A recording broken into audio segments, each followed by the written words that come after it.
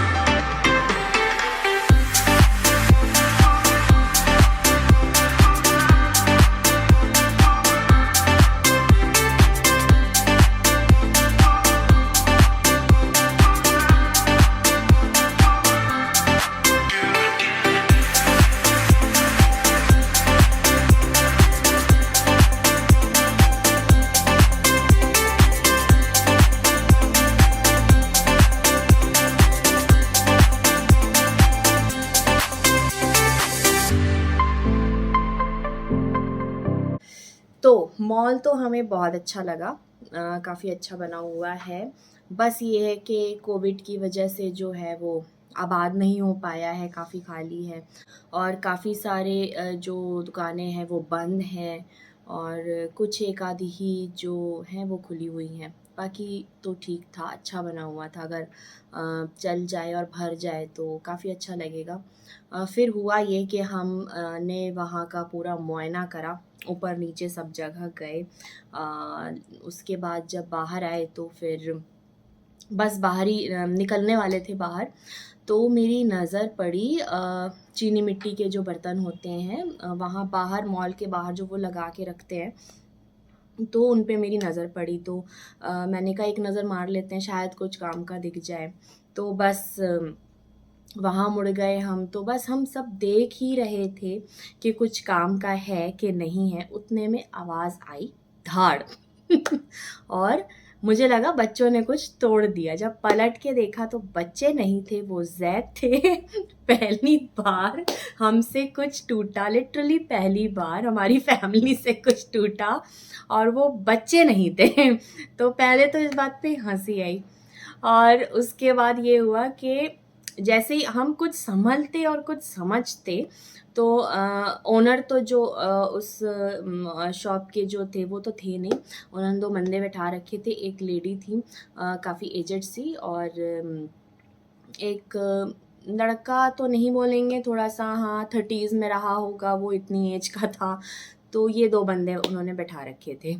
अब जैसे ही वो टूटा, वो जो आंटी थी थोड़ी जो उम्रदार थी, वो ऑन हो गई चिल्लाना कि इसके तो अब कुछ नहीं, इसको बांधो और अपने साथ ले जाओ और पैसा तो देने पड़ेंगे और ले जाओ अपने साथ। इस तरीके से वो चिल्ला चिल्ला के बोलने लगी। और हमें ये था थोड़ा सा ठहर जाओ, पैसे भी देंगे और सामान भी ले जाएंगे, हो सकता है कुछ और हमें पसंद आ जाए तो हम वो भी ले लें।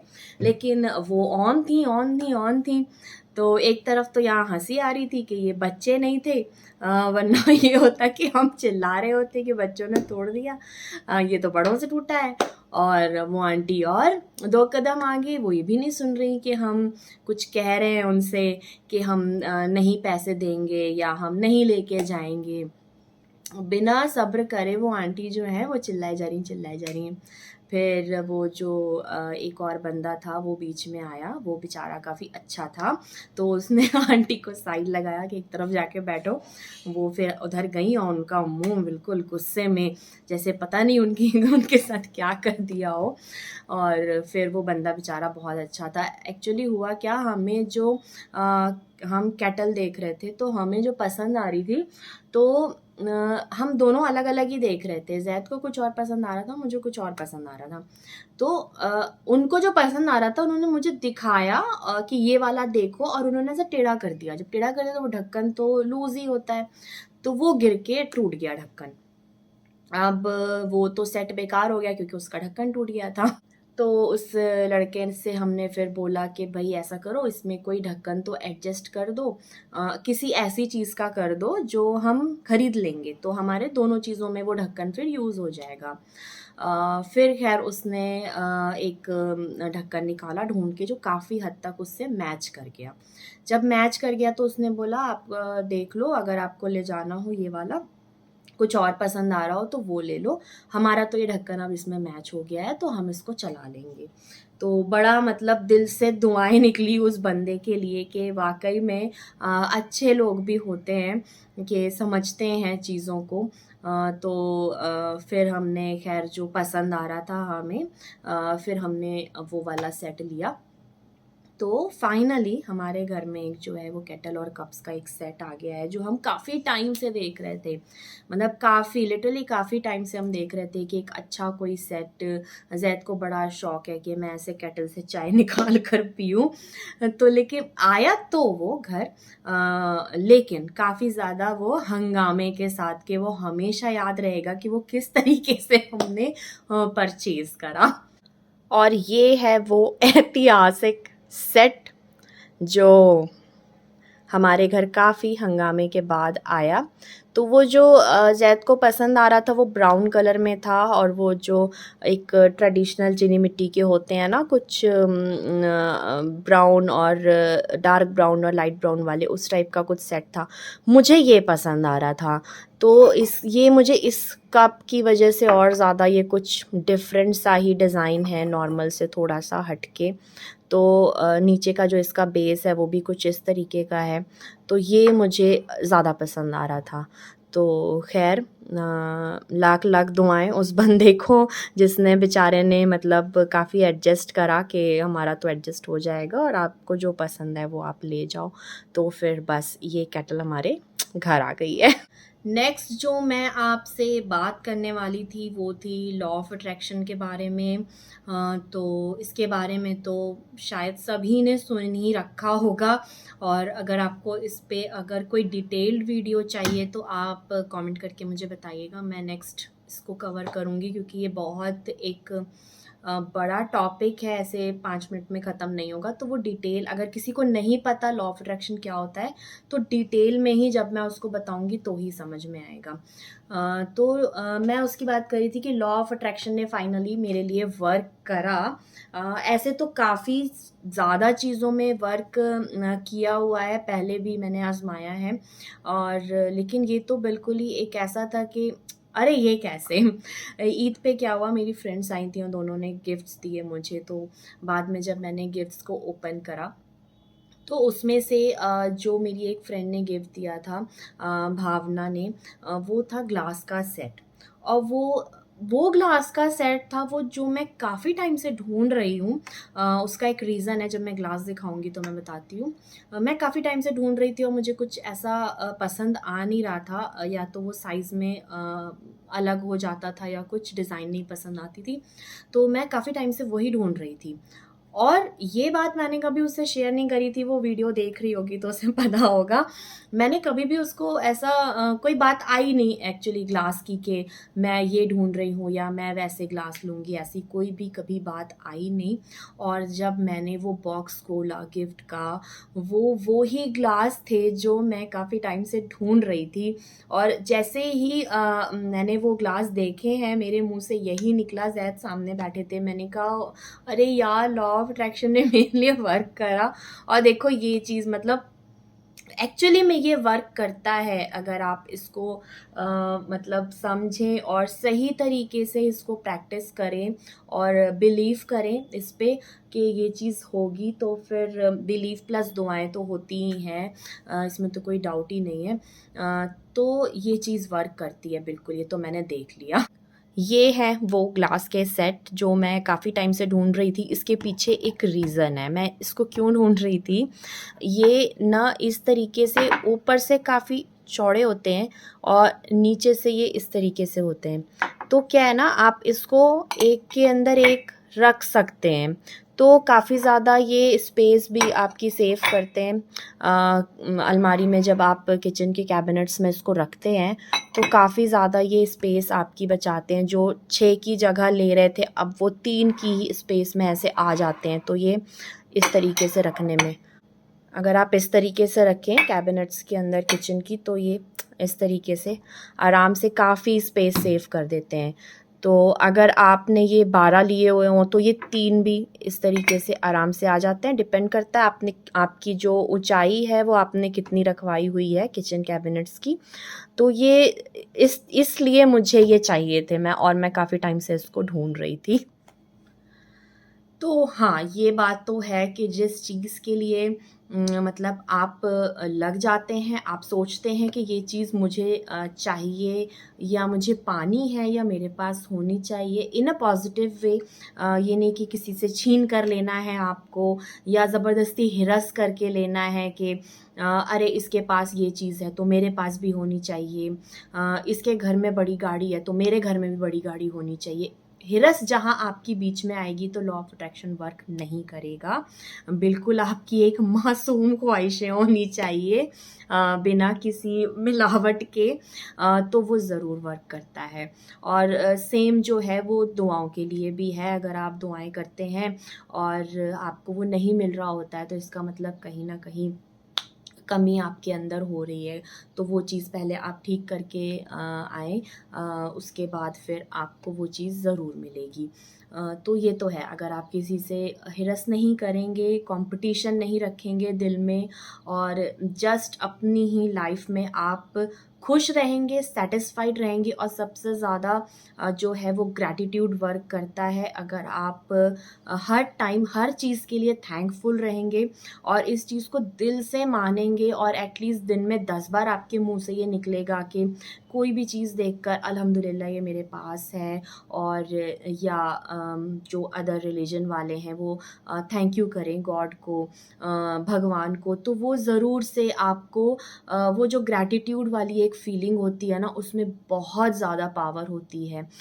तो ये अगर आप अपनी डेली लाइफ में ये प्रैक्टिस करना अगर आप शुरू कर देंगे तो देखिएगा आप यूं अट्रैक्ट कर लेंगे कोई भी चीज़ जो भी आपको चाहिए, क्योंकि आप थैंक यू मोड पर है ना। तो आपको कोई भी चीज़ मिलेगी तो आप थैंकफुल ही रहेंगे, तो आप वही अट्रैक्ट करेंगे। तो ये तो मैंने बेसिक सी चीज़ें बताई हैं। अगर आपको इसके बारे में डिटेल्ड वीडियो चाहिए, काफ़ी ज़्यादा इसमें अलग अलग वेज होते हैं लॉ ऑफ अट्रैक्शन के, तो मैं इसमें फिर डिटेल्ड वीडियो बनाऊंगी। इस बार के लिए तो बस इतना ही काफ़ी है। तो बस बच्चे जो हैं वो सुबह निकल गए थे स्कूल के लिए, साथ में ही तीनों निकल जाते हैं। 7 बजे पूरा घर खाली हो जाता है। तो मेरा रूटीन कुछ इस तरीके से होता है कि मैं 7 बजे ही जो है वो आंख बंद करके घर के कामों में लग जाती हूँ। सबसे पहला मेरा जो होता है कि बाथरूम्स मुझे साफ़ करनी है। मैं नल जो होते हैं बाथरूमों के, उन्हें मैं डेली पोंछती हूँ और डेली साफ़ करती हूँ, क्योंकि यहाँ का जो पानी है वो काफ़ी ज़्यादा सॉल्टी है। तो अगर थोड़ा-सा भी पानी उसमें रह जाता है तो फिर वो नमक सा जम जाता है उसमें।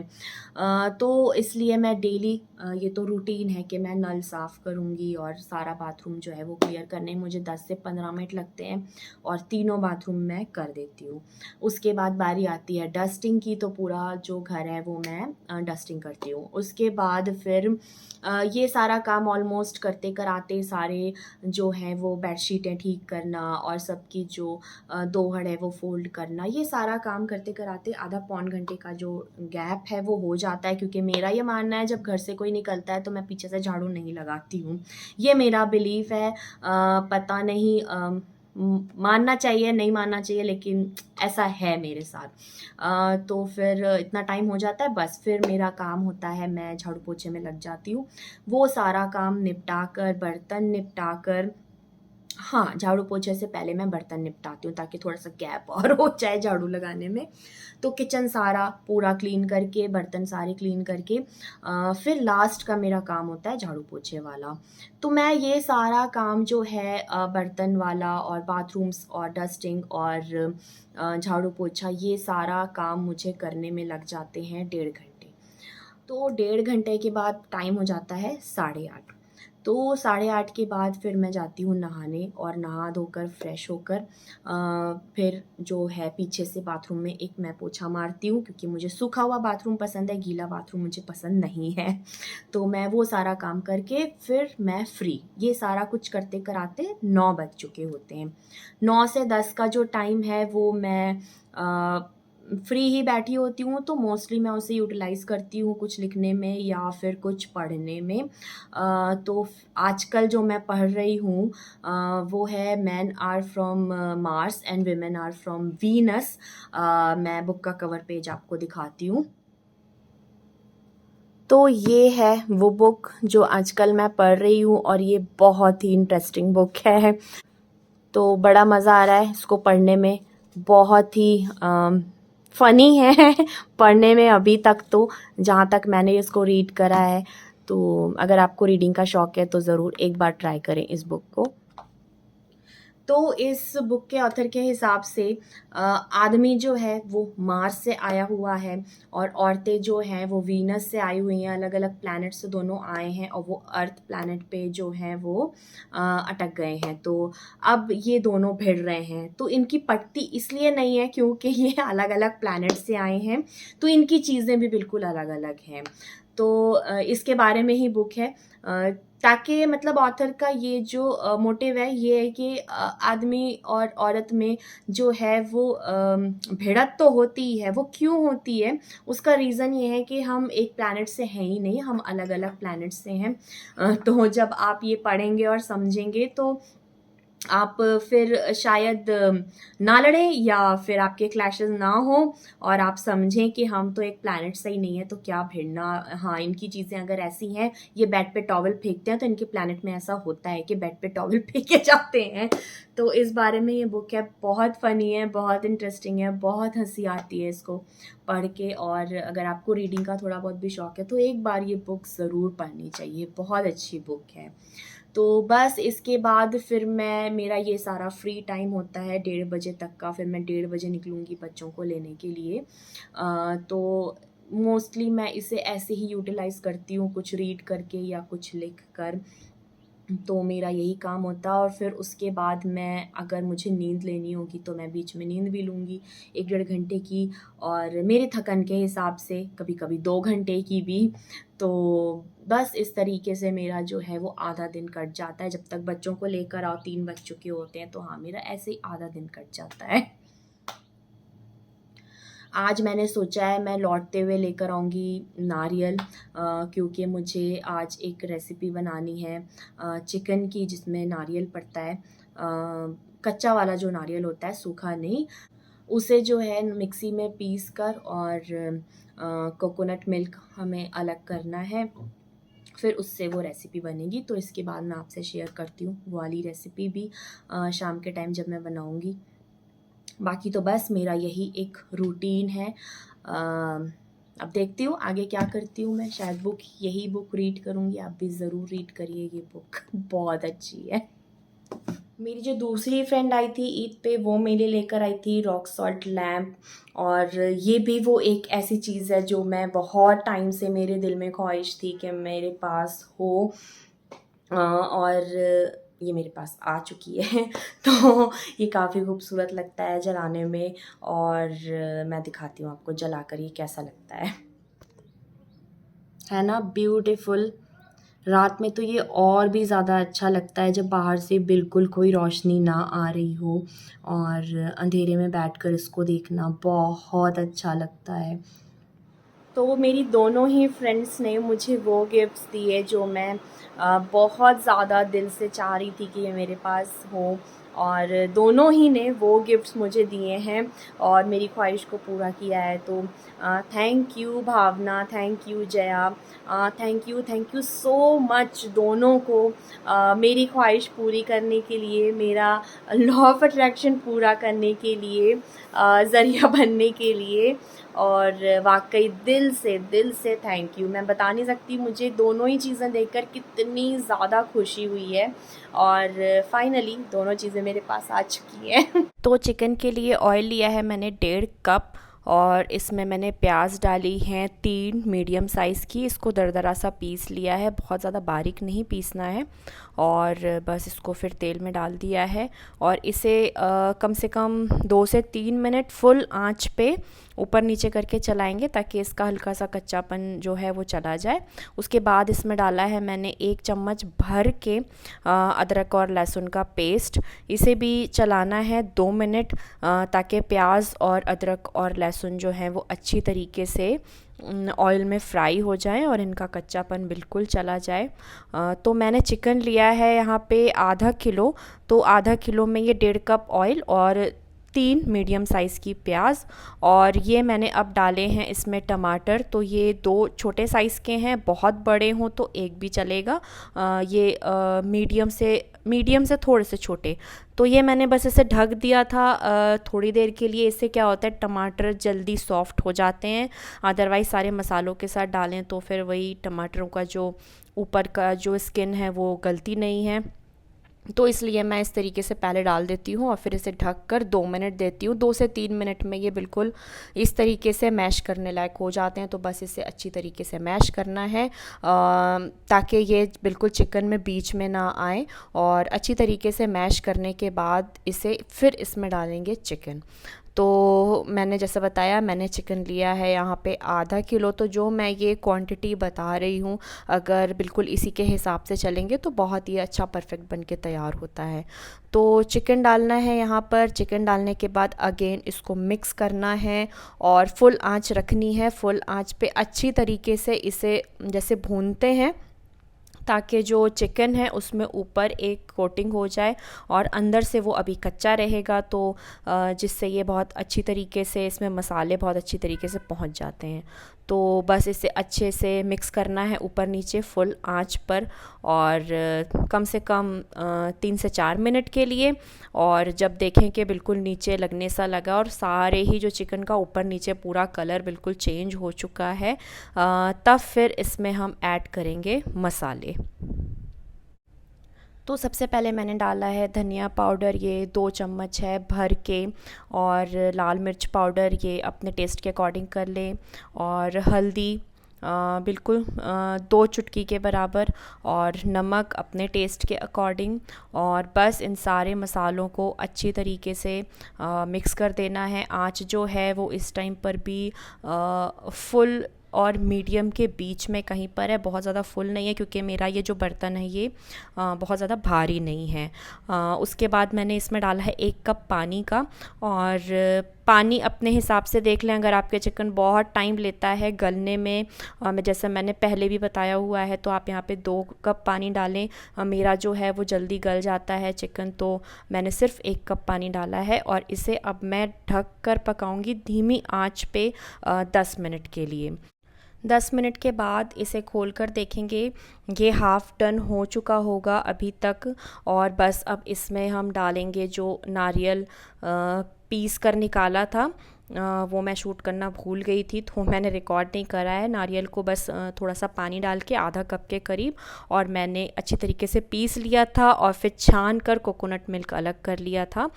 तो बस पहले जो वो इसका बचा हुआ है नारियल सूखा हुआ पहले वो डालना है, उसके बाद कोकोनट मिल्क जो हमने निकाला था वो डालना है। अब आपके मन में क्वेश्चन आ सकता है कि हम ऐसे ही कद्दूकस करके क्यों नहीं हमने नारियल डाला, तो डिफरेंट ही टेस्ट आ जाता है। थोड़ी थोड़ी चीज़ें अगर मसाला ऊपर नीचे करके आप बनाएंगे तो बहुत ही डिफरेंट टेस्ट आता है। तो इसलिए मैंने पहले इसका मिल्क निकाल कर अलग करा है और फिर नारियल वैसे डाला है। इससे बिल्कुल ही एक अलग टेस्ट आता है, बहुत ही अमेजिंग, बहुत टेस्टी। इस तरीके से बनाकर देखें, शॉर्टकट ना मारें कि बस कद्दूकस करा और डाल दिया। तो बस इसे ढक देना है वो डालने के बाद, और फिर 10 मिनट के बाद फिर जब मैंने खोला है तो देखिए कितना अच्छी तरीके से मसाला भुना हुआ दिखाई दे रहा है, दानेदार दिखाई दे रहा है। बिल्कुल यही कंसिस्टेंसी होनी चाहिए। 20 मिनट इसको पकने के बाद, 10 मिनट पहले और 10 मिनट नारियल डालने के बाद। अब इस पॉइंट तक मेरा जो चिकन है वो बिल्कुल ही फुल डन हो चुका होता है। अगर आपका अभी भी नहीं गला है तो फिर आप पानी डालें और धीमी आंच पे छोड़कर उसे फिर गलाएं। तो बस मेरा ये अच्छी तरीके से भुन गया। मुझे ग्रेवी करनी है तो मैंने यहाँ पे मुझे जितनी ग्रेवी चाहिए उतना मैंने पानी डाला है। आपको जितनी ग्रेवी चाहिए हो उतना आप पानी डालें और बस अच्छी तरीके से अब इसे मिक्स करना है। और मैं फिर से 5-7 मिनट दूंगी ताकि पानी अच्छी तरीके से बॉईल हो जाए और पानी का कच्चापन चला जाए और वो मसाले में अच्छी तरीके से मिक्स हो जाए।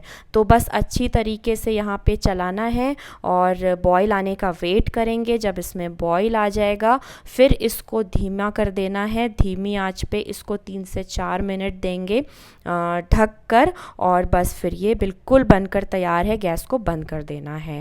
आप ये रेसिपी ज़रूर ट्राई करें, बनाकर देखें, बहुत ही टेस्टी बनती है। और बस इसी के साथ ये व्लॉग मैं यहीं पर एंड करती हूँ। अगली बार फिर मिलूँगी एक नए व्लॉग के साथ। तब तक के लिए bye bye and take care.